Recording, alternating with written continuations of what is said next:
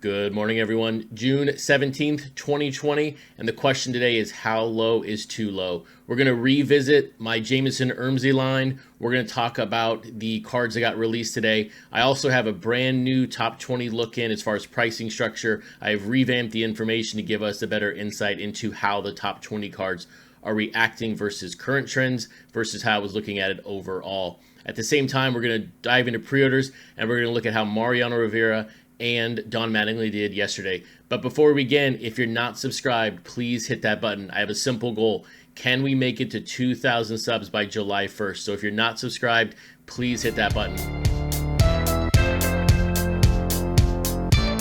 Welcome to Wednesday. Welcome to the middle point of the week when it comes to the releases for week number 13. We just had the Ichiro get announced by Ichiro, which was known since yesterday, but then we had Fucci release his Dwight Gooden. And I personally am a fan of Fucci. I love the look of the card, so I have not purchased any outside of the one since I've been buying them in bulk, but I really like Fucci's designs overall. So these cards, though, are going to test the print run. They're going to test where the buyers are at, where the flip game is at the moment, because these cards are not typically the best sellers. Look, Ichiro right now is the 20th ranked athlete of all 20, so he is at the bottom. And then Fucci overall, his designs have not been that well received. People don't like the anonymity of the players, but that's his style. That's what he's looking to do with his artwork. So we will see how they go.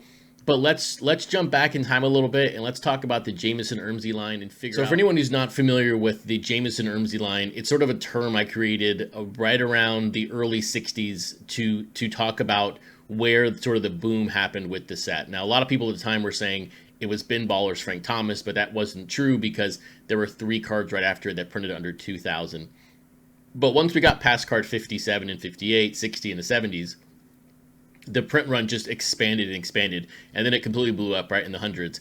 But from the Jamison Ermsey line, there is a very distinct print run difference. So from cards 1 to 56, there is on average 3,000 printed. Now from 57 to 114, which is last week was the actual middle point of the doubling up in a sense, we are now at an average print run of nearly 19,000, so 18,900 to be exact here. So there's a great divide of pre-Jamison Ermsey and then post-Jamison Ermsey.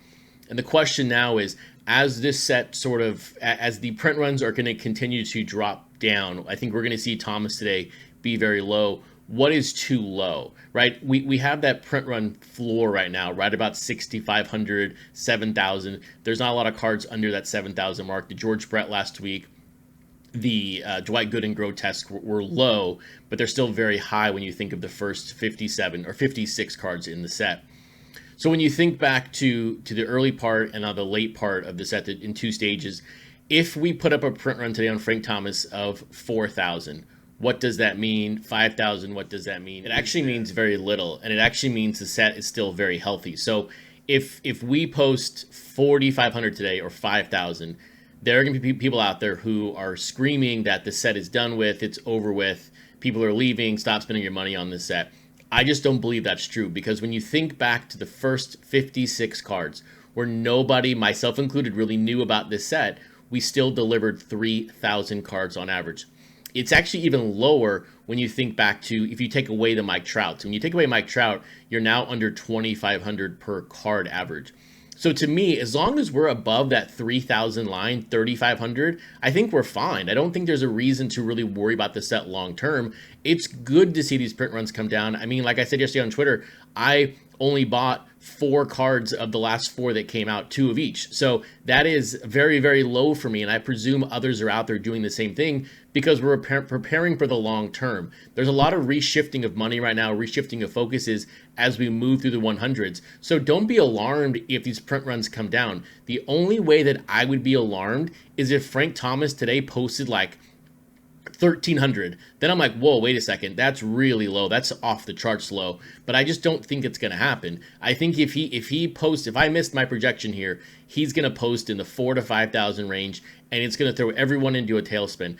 But the thing that we have to recognize is that that's actually a good thing. That's not bad. What's bad is if it's under 3,000 or under 2,000. So if it's 4,500, 5,000, fine, that's great, no big deal. that's a good thing for the set. These print runs needed to come down, and I think that 5,000 print run range, 4,000, is still a safe spot for the set when you look at long-term collectability and long-term flip value.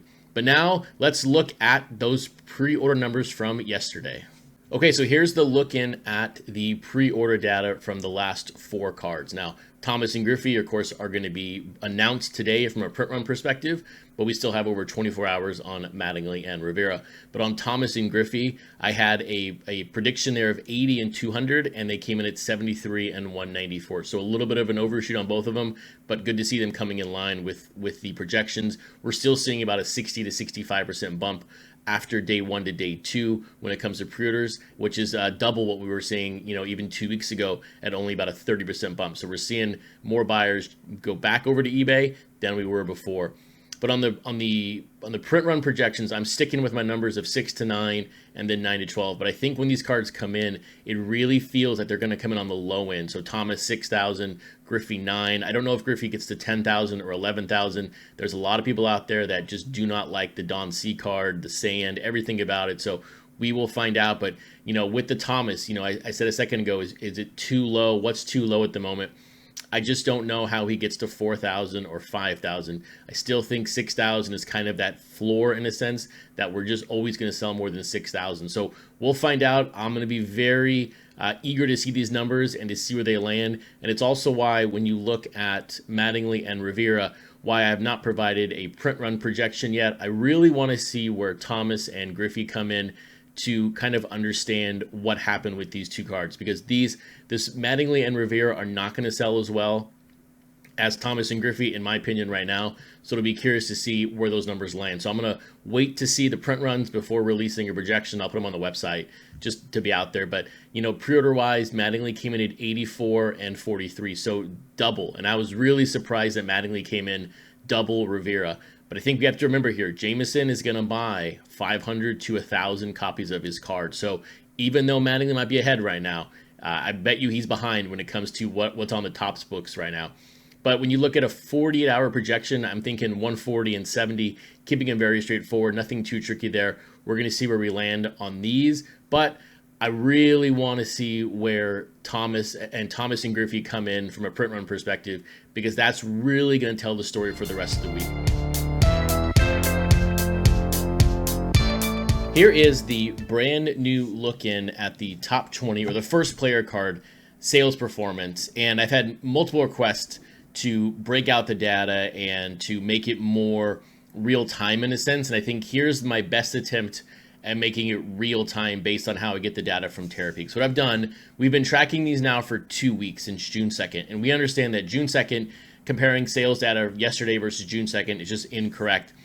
So what I've done is I've taken it into 2 weeks. I've taken it from June 2nd to June 8th, and then June 9th to June 15th. So those are 2 weeks, 7 days of data. Now, the first movement category, that's just going to be the sales performance of that week versus the performance between 6.2 and 6.8. So you can see all of them are well down, except for the Clemente, which was the Mr. Cartoon, and that's up 12%. Now, the third column now is just data from yesterday. So that's on 6/16. So you can see here, there's actually quite a bit of green here. There's 4, 7, 9. 9 cards actually moved up yesterday in value, or sold at a greater amount than they did over the past 7 days. So that's good to see. I will continue to tweak this. I think I'm going to add in a third week file as I sort of add the data in for this week and then compare it to the data from on an individual day. We'll see, but I think this gives us a better look in at where pricing is for these first player cards overall in the current environment. Because when you look at the sales chart overall, we're riding the wave right now. It's up and down, up and down. Volume is down right now, but it is good to see that these cards are moving in the right direction for the most part. Now, 3 cards didn't sell yesterday, but then again, when you're talking about cards that are 400, 500, if not more, you might not always have a sale that day, especially right now in this buying period of Project 2020. There's a lot of trepidation right now of figuring out where the set's going to go. So it's not too surprising to see 3 cards not sale, but it is really good to see that there are 9 cards that moved forward yesterday, even as little as 0.32%, but to see 6 Willie Mays come in at 202 versus the last week average of 201.77. That's a good sign. That means it's leveling out, and maybe that's a floor for that card. Who knows? I don't want to put any exclamation points on this little bit of data, but I'll have this on the website, and then I'll continue to tweak it. And thank you again for everyone with the suggestions of how to better, show this data in a sense to make, everyone sort of more informed of the top 20. Now, let's get to Ichiro and Dwight Gooden. Also, if you're thinking or asking where do all these graphics come from or the numbers, please check out the website, crtsportscards.com. Go to my Project 2020 page, and it has everything there for you. And you can quickly reference any number that I talk about here on the show. Here we are. Here is Keith Shore's interpretation with the fan holding up the 50-year little symbol, which I think is fantastic. And look, this card, it's Keith Shore. Look, it is what it is. It's what you expect from Keith Shore. So, look, Ichiro for me has a very special place in my heart, and not because I was a fan of him my entire life. Look, I'm a transplant Mariner fan. I used to live in Tennessee. But as I moved up here, I became a Mariners season ticket holder. And then I was actually very lucky. My girlfriend and I were very lucky to be in Tokyo at the opening series last year. So to be able to experience him retiring and to see the admiration that that country has for Ichiro, it was awe-inspiring. So I really enjoy Ichiro now post-retirement than I ever really enjoyed or really cherished what he was for the game during his time, as I was not really a Mariners fan overall. But look, back to the card, and when you look at Keith Shore overall, this is his 7th card overall. Don Mattingly, Mark McGwire, Bob Gibson, Mariano, the famous Griffey, and then George Brett at 10,757. So his cards, like I said earlier, have not been well received overall, other than people wanting to flip his Griffey for thousands of dollars, which is now worth like $4. But look, it is what it is. But Ichiro, more importantly, this is his 6th card. He has had the Ben Baller, he's had the Ermsey, JK5, Sophia Chang, and the King Saladin, which just came into people's hands this week. So it's good to have all of Ichiro's cards now live. And so he has been missing for quite a while, but he is now back. When you look at the cards produced, 22,736, because he's missed basically the entire bubble, he is right now the 20th ranked athlete in this set. He's only averaging 4,500 per release, which is microscopic right now. It feels like on a release schedule. And then his best card is that King Saladin at 33rd. So where is he going to finish? It's tough to say right now. Is he going to finish under 10? I think the numbers on Thomas and the numbers on Griffey are going to tell the story as far as where we're going to be at for this week. So we'll find out. Now, let's look at Dwight Gooden. So here is that Dwight Gooden by Fucci. So a very nice, clean interpretation of the card, and very much within his style of not having a face and being anonymous. But when you look at Fucci overall, this is his 6th card. So Cal Ripken, Ted Williams, then he spikes with the Trout, Sandy Koufax, which I call King of the Hill, and then recently he had the Frank Thomas. He does have 2 of the lowest printed cards out there with the Cal Ripken and the Ted Williams. And then his Koufax sort of right after the Jameson Ermsey line, 6,600, and then his recent Frank Thomas at 23,000. Look, that card is well overprinted at 23,000, but that's the situation we're in at the moment. And apologies here on the Dwight Gooden. My website is having issues this morning, and I can't update it. The cards are even in the wrong order, so hang tight with me on this one. But when you think of Fucci and Dwight Gooden, both of them have 2 of the lowest printed cards in the set. So Gooden's first 2 cards, 1,065, 1,101. Then his Ermsey, popped a little bit to 1,800, just a slight jump there. And then Mr. Cartoon, 5,000. Ben Baller, 25,000, which to me is way off the charts for that card. And then his Grotesque from last week, 8,800. So where is this card going to land? I think it could potentially fall right in line with where the Frank Thomas does this week, but we're going to find out. A lot of things are going to be, I think, discovered or uncovered in a sense when we see these print runs from this morning for Frank Thomas and for Ken Griffey Jr. So there we have it, a look in at the pre-order data, the market with new pricing to help you out. And at the same time, when these print runs come out today, if they're low, do not be alarmed. They're still above the average of when the set really wasn't discovered. So we're still in an okay spot regardless of really where these print runs land. With that, have a fantastic day collecting, and I'll see you back tomorrow morning for another episode of the Project 2020 Show.